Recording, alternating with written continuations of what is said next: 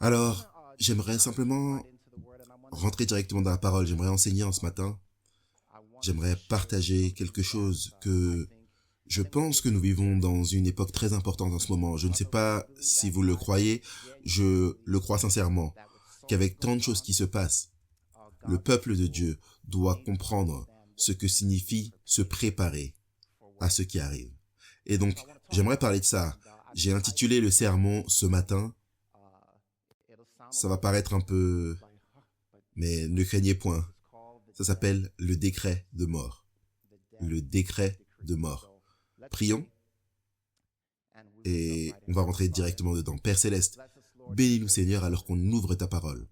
S'il te plaît Seigneur, parle à travers moi et alors qu'on partage ces quelques moments ensemble, je prie que nous puissions comprendre et être convaincus au nom de Jésus-Christ. Amen. Je vais vous dire un peu, j'aurais dû apporter mes lunettes ici. Parce qu'avec vous, mes amis, je me sens ok de porter mes lunettes. Mais devant les autres, je me dis non, je les porte pas. Ça va pas arriver. Parce que je ne vieillis pas.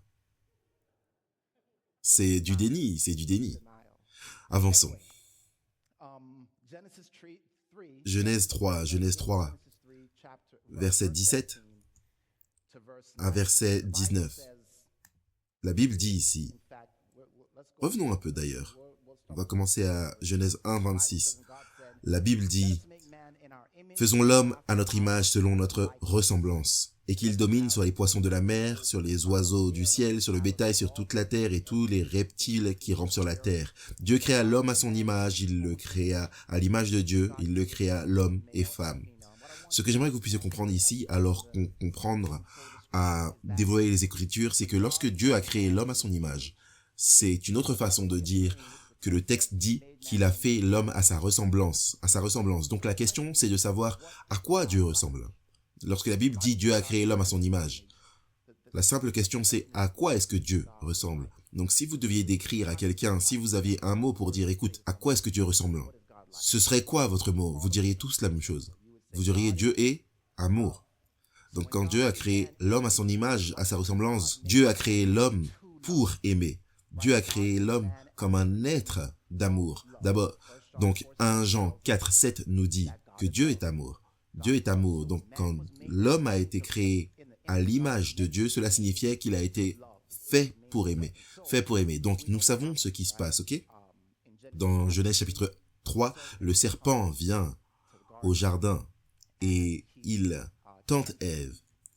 Et j'aimerais que vous puissiez noter quelque chose ici. La Bible dit qu'ils ont cette discussion.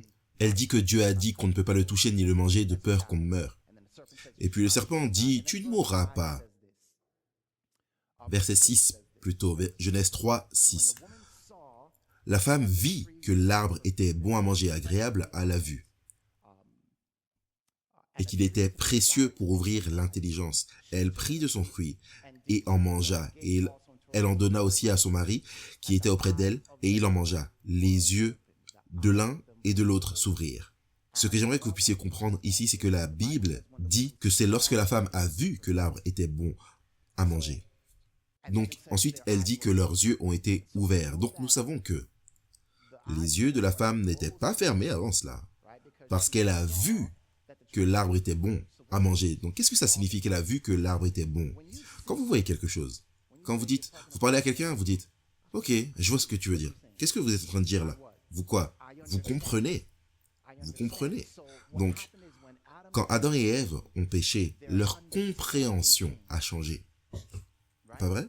Leur esprit a changé.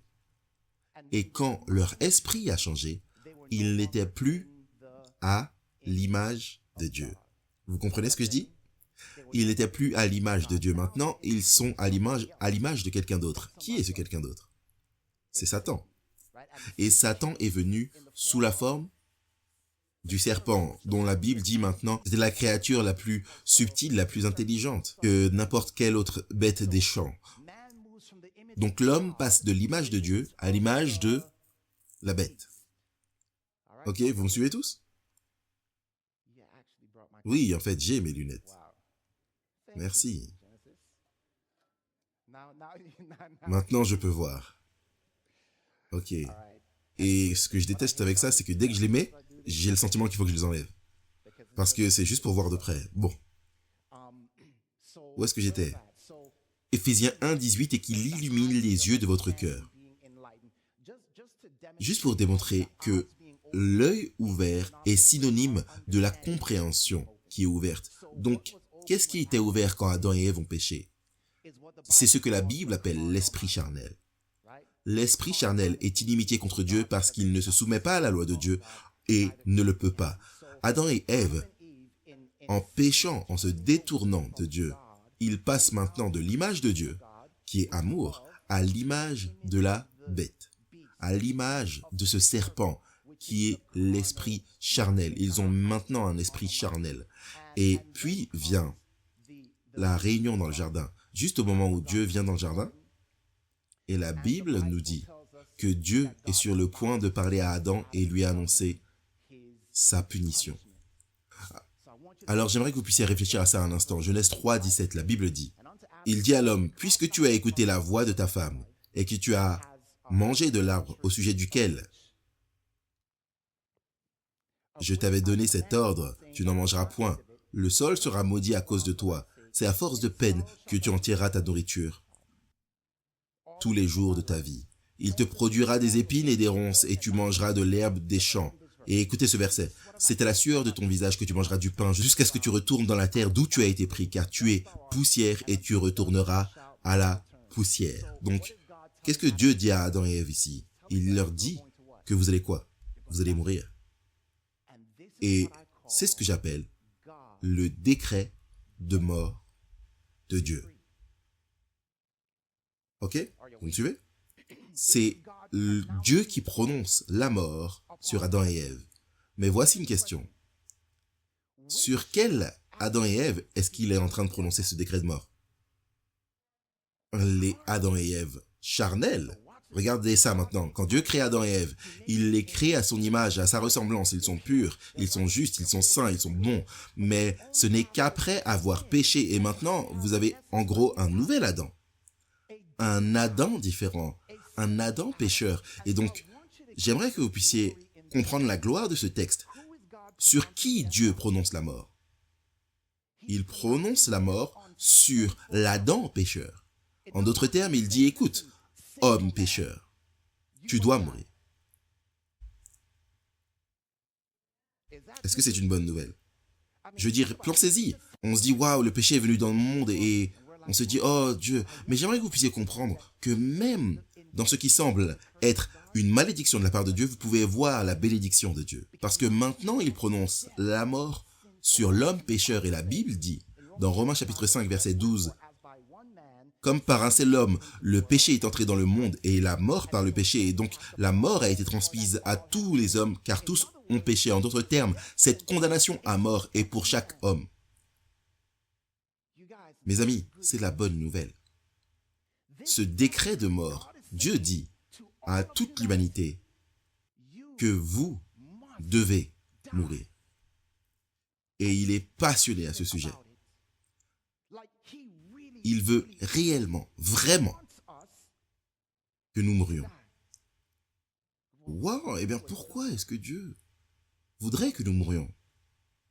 À quel point est-ce que Dieu veut que nous mourions? Eh bien Jean 3,16 nous dit que Dieu a tant aimé le monde qu'il a donné son Fils unique afin que quiconque croit en lui ne périsse point, mais ait la vie éternelle. Cela semble opposé à tout ce que je viens de dire. Dieu veut que nous puissions mourir, mais le texte dit qu'il a envoyé son Fils afin que nous puissions vivre. Donc, pasteur, comment est-ce que tu mets ces deux-là ensemble? Eh bien, j'aimerais que vous puissiez comprendre ça. Écoutez, Matthieu chapitre 16, verset 24. Alors Jésus dit à ses disciples, « Si quelqu'un veut venir après moi, qu'il renonce à lui-même, qu'il se charge de sa quoi? De sa croix, et qu'il me quoi? Qu'il me suive. » Regardez ça. Car celui qui voudra sauver sa vie, la quoi? La perdra. Mais celui qui la perdra à cause de moi la trouvera. Waouh! Donc Dieu a envoyé son Fils dans le monde pour que son Fils nous dise, « Hé, suivez-moi! Où est-ce qu'on va? Prenez simplement votre croix. Ok, où est-ce qu'on va? On va à un endroit qui s'appelle le calvaire. Pourquoi? Parce que je vous amène à la mort. Pourquoi est-ce que tu nous amènes à la mort? Je vous amène à la mort pour que vous puissiez vivre. Vous me suivez tous? Le décret de mort de Dieu est une bénédiction pour nous. Il dit, je veux que tu meures, je veux que tu prennes ta croix, afin que tu puisses vivre. Maintenant, Paul le dit en des termes très clairs. Voici ce que dit Paul. Romains chapitre 6, versets 3 à 6, il dit ceci. Ignorez-vous que nous tous qui avons été baptisés en Jésus-Christ, c'est en sa mort que nous avons été baptisés. Nous avons donc été ensevelis avec lui par le baptême en sa mort, afin que comme Christ est ressuscité des morts par la gloire du Père, de même nous aussi, nous marchions en nouveauté de vie. En effet, si nous sommes devenus une même plante avec lui, en conformité à sa mort, nous le serons aussi par la conformité à sa résurrection, sachant que notre vieil homme a été crucifié avec lui, afin que le corps du péché fût détruit, pour que nous ne soyons plus esclaves du péché. Est-ce que vous me suivez tous? Lorsque Jésus a parlé de cette même chose, il parlait d'un homme nommé Nicodème. Si un homme ne naît de nouveau, mais bien aimé, pour naître de nouveau, nous devons d'abord quoi? Nous devons d'abord quoi? Mourir. Et donc, ce décret de mort est sur le monde entier. Jésus veut sauver le monde entier, chaque homme, femme, enfant. Il exige la mort. Maintenant, pourquoi est-ce qu'il veut tant que nous mourions? Pourquoi veut-il que nous mourions? Eh bien, voici pourquoi. Si vous allez dans Apocalypse chapitre 20, verset 4, Apocalypse 20, 4, la Bible dit « Et je vis des trônes, et à ceux qui s'y assirent fut donné le pouvoir de juger. Je vis les âmes de ceux qui avaient été décapités à cause du témoignage de Jésus et à cause de la parole de Dieu, et de ceux qui n'avaient pas adoré la bête ni son image, et qui n'avaient pas reçu la marque sur leur front et sur leurs mains. Et ils revinrent à la vie, et ils régnèrent avec Christ pendant 1000 ans. Ils sont revenus à la vie. Les autres morts ne revinrent point à la vie jusqu'à ce que les 1000 ans fussent accomplis. » C'est la première résurrection. Heureux et saints ceux qui ont part à la première résurrection. La seconde mort n'a point de pouvoir sur eux, mais ils seront sacrificateurs de Dieu et de Christ, et ils régneront avec lui pendant 1000 ans. Alors, est-ce que vous voyez ce qui se passe? Jésus veut nous sauver de la seconde mort. Mais pour que nous puissions être sauvés de la seconde mort, nous devons nous soumettre à son décret de mort. Il dit, je veux que vous puissiez mourir. Pourquoi? Parce que je ne veux pas que tu meures de la seconde mort. Mais si vous mourrez maintenant, si vous mettez le vieil homme à mort maintenant, la condamnation à mort n'est pas pour le nouvel homme, mais pour le vieil homme. Donc si vous mourrez maintenant, vous serez sauvés de la seconde mort. Amen. Donc c'est un peu comme, vous savez, quand Jésus reviendra, je ne vais pas dire c'est loin dans le futur, c'est dans le futur. Mais nous savons qu'il y a quelque chose d'autre qui doit venir avant la seconde venue de Christ. Pas vrai? La Bible l'appelle le temps de trouble. Et dans Apocalypse chapitre 13, verset 15, un verset sur lequel je vais me focaliser, c'est celui-ci. Apocalypse 13, 15. Et il, c'est-à-dire à Satan, lui fut donné d'animer l'image de la bête, afin que l'image de la bête parlât. Satan agissant à travers la deuxième bête de la prophétie biblique. C'est pas ce sur quoi j'aimerais qu'on se focalise maintenant. Il lui fut donné d'animer l'image de la bête, afin que l'image de la bête parlât et qu'elle fit que tous ceux qui n'adoreraient pas l'image de la bête fussent tués. Ok. Nous savons qu'à la fin des temps, un décret de mort arrive. Oui? Mais ce n'est pas le décret de mort de Dieu. C'est le décret de mort du diable. Donc, regardez ça maintenant. Dieu a un décret de mort. Et le diable a un décret de mort.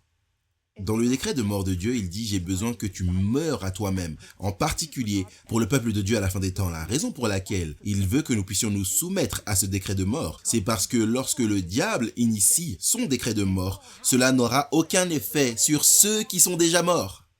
Vous ne comprenez pas. Ton décret de mort ne m'importe pas parce que je suis déjà mort. Et maintenant, voici ce qui est drôle. Est-ce que vous avez déjà été une de ces personnes où, lorsque vous lisez sur les temps de trouble, et vous dites « J'espère que je ne serai pas en vie pendant le temps de détresse ». Est-ce que vous avez déjà fait ça? Allez, si vous ne voulez pas lever la main, pas de problème. Mais faites-moi un petit signe de la tête comme ça.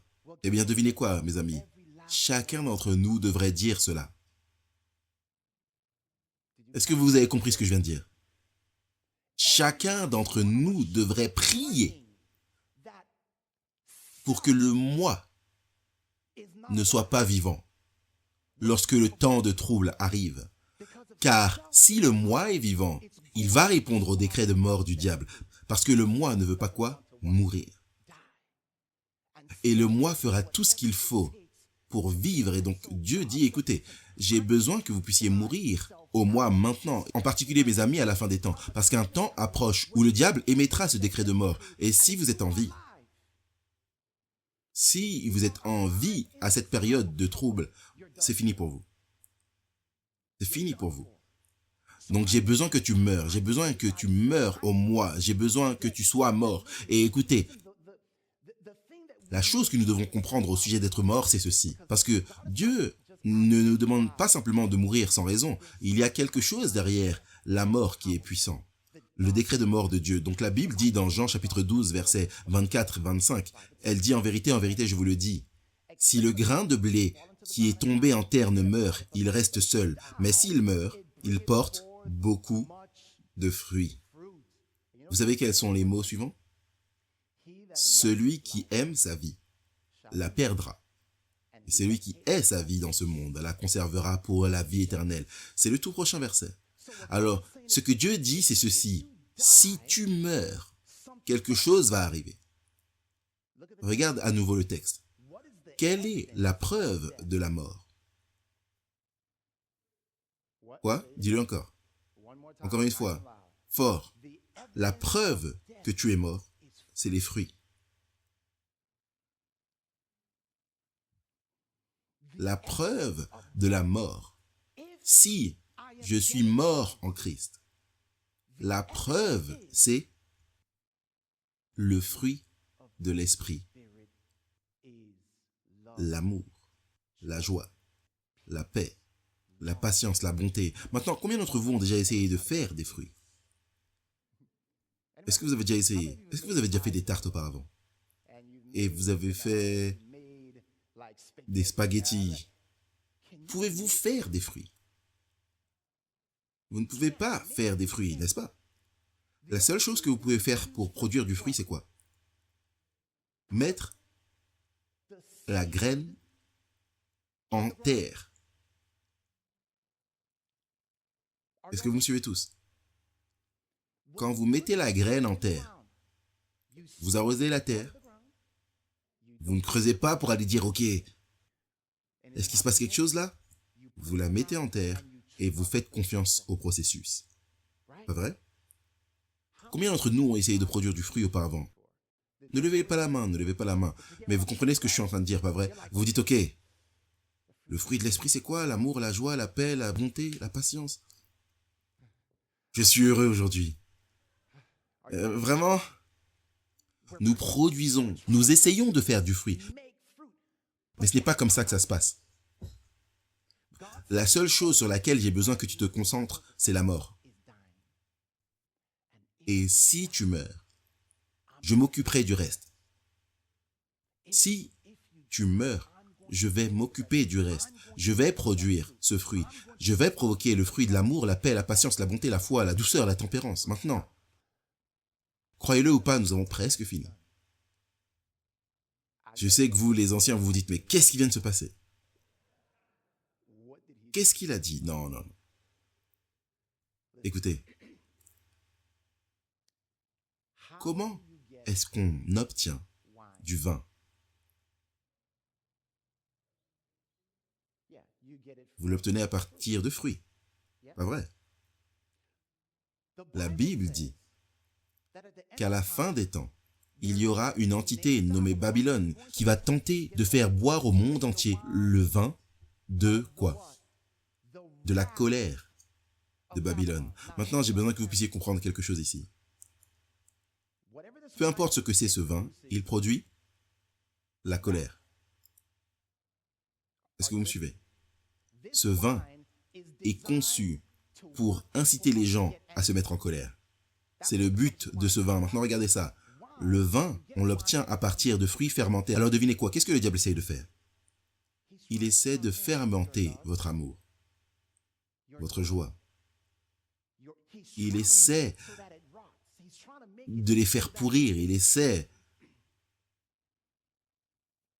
il comprend que s'il peut vous enlever la joie, l'amour, la paix, s'il peut vous amener à ne pas vous soucier de l'amour, de la paix, de la joie, s'il peut vous amener à vous éloigner de l'amour, de la joie, votre amour va fermenter, votre joie va fermenter. Et ce que ça produit, c'est le vin qui vous met en colère. Et je veux que vous puissiez comprendre que pour qu'un peuple parvienne à l'endroit où ils publieront un décret de mort et tueront ceux qui ne croient pas comme ils croient, et la Bible nous dit que c'est ce qui va se passer à la fin des temps, cela nécessite de la colère. Alors le diable dit, écoute, si je peux simplement t'en faire siroter un petit peu, pas besoin de tout boire, mais sirote-en un petit peu. Si je peux t'amener à t'imprégner lentement de colère, de haine, d'amertume, toutes ces choses, je te mets sur le chemin du vin de Babylone. Pas vrai, la Bible dit que la colère de l'homme n'accomplit pas la justice de Dieu. Ceux qui sont sous le décret de mort de Satan vont expérimenter la colère du vin de Babylone, le vin de la colère de Babylone. Ceux qui sont sous le décret de mort de Dieu vont expérimenter la colère de Dieu. Et vous dites, pasteur, la colère de Dieu, pourquoi je voudrais expérimenter la colère de Dieu? Vous voulez expérimenter la colère de Dieu, vous le voulez. Vous voulez la colère de Dieu en vous. Parce que la Bible nous dit très clairement que la colère de Dieu, Romains 1, 18, lisez-le, la colère de Dieu se révèle du ciel contre toute impiété et toute injustice. Non, la colère de Dieu n'est pas révélée contre les impies. La colère de Dieu se révèle contre toute impiété et injustice. La colère de Dieu, c'est être courroucé envers le péché. La colère de Satan, c'est être courroucé contre les gens. Voilà pourquoi Jésus est venu démontrer ce même principe. Il a dit, j'aimerais que vous puissiez comprendre. Jésus a-t-il expérimenté la colère de Dieu? Oui ou non? Oui, bien sûr, n'est-ce pas? Voici la question. Est-ce que Dieu était en colère contre Jésus? Contre quoi était-il en colère? Contre le péché sur lui. Alors Jésus essayait de démontrer, écoutez, j'ai besoin que vous puissiez voir c'est quoi la colère de Dieu. Vous savez tout ce que mon Père m'aime. Donc vous savez, donc vous connaissez l'angoisse que je traverse maintenant. Ce n'est pas à cause de moi, mais à cause de vos péchés que j'ai pris sur moi. La colère de Dieu contre le péché. La colère de Dieu est contre le péché. Donc si je suis sous la peine de mort de Dieu, alors je dis, Seigneur, donne-moi ta colère. Je veux la colère contre l'injustice. Je veux la colère contre le péché. Non pas en toi. Non pas en toi, mais en moi.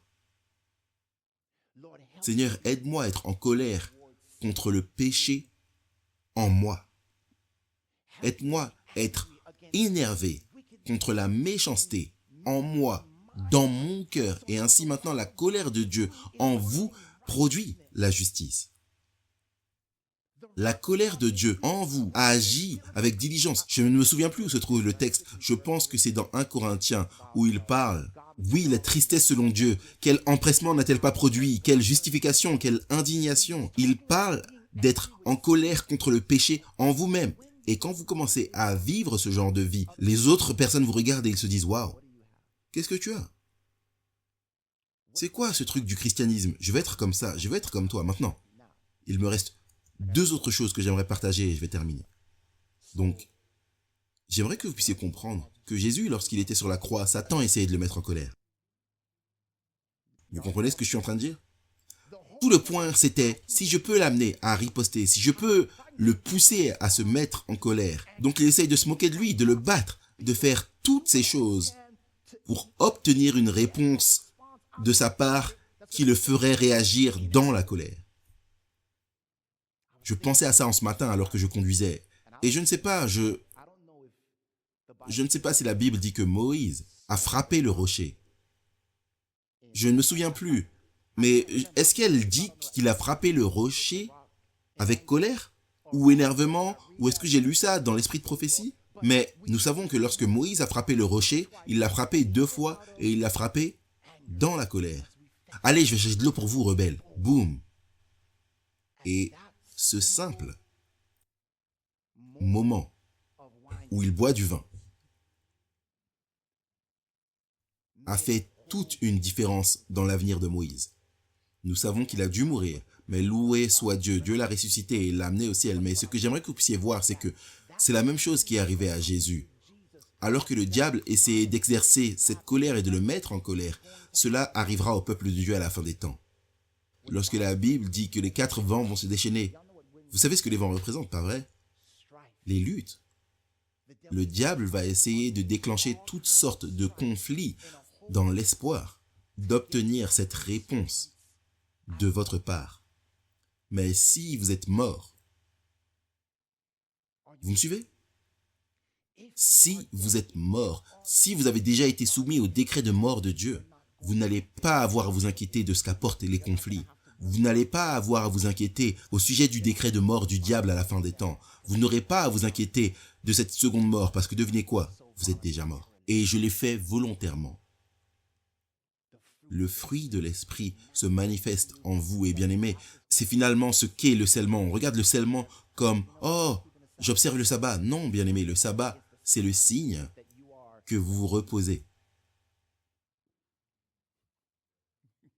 Le sabbat est le signe que vous dormez, que vous vous reposez, que vous êtes mort en Christ et qu'il œuvre en vous et à travers vous. Et c'est pourquoi le sabbat est le sceau, car il révèle un peuple qui a totalement consacré sa vie à Dieu, qui a totalement soumis leur vie à Dieu. Et écoutez, voici mon dernier mot. La Bible dit dans Matthieu chapitre 5 que si nous aimons seulement ceux qui nous aiment en retour, à quoi bon cela? Même les païens font cela. Donc elle dit, aimez vos ennemis et faites du bien à ceux qui vous maudissent, afin que vous puissiez être les enfants de votre Père qui est au ciel. C'est-à-dire, afin que vous puissiez être à l'image de Dieu. Rappelez-vous ce que nous avons dit, qu'était l'image de Dieu? L'amour. Et la plus grande preuve, parce que l'iniquité abondera, l'amour du plus grand nombre va quoi? Va se refroidir. Pourquoi est-ce qu'il se refroidit? Parce que nous buvons le vin. Et devinez quoi? En tant qu'adventistes, nous pensons souvent que boire du vin représente l'erreur doctrinale. Donc tant que je n'absorbe pas d'erreur doctrinale, je ne bois pas de vin. Mais cela s'appelle le vin de la colère. Et donc, si je laisse la colère s'exprimer dans mon cœur, devinez quoi? Je bois le vin. Et Dieu nous appelle simplement, il dit, écoutez, à la fin des temps, souvenez-vous, l'histoire de Job, comment Job a été testé par le diable. Je parie qu'il va te maudire, je parie qu'il va faire cela, je parie. À la fin des temps, Dieu va avoir un peuple et le diable va dire, regarde, laisse les vents aller et je te parie que je peux les mettre suffisamment en colère. Je vais avoir des ennemis qui les maudissent. Je vais avoir des ennemis qui vont les traquer. Je vais amener des gens qui vont essayer de les tuer. Et je te parie qu'ils vont riposter. Je te parie qu'ils perdront leur amour. Et selon la parole de Dieu, bien-aimé, seuls ceux qui sont morts survivront. Vous comprenez ça? Seuls ceux qui sont morts en Christ survivront. Et donc mon appel est très simple en ce matin.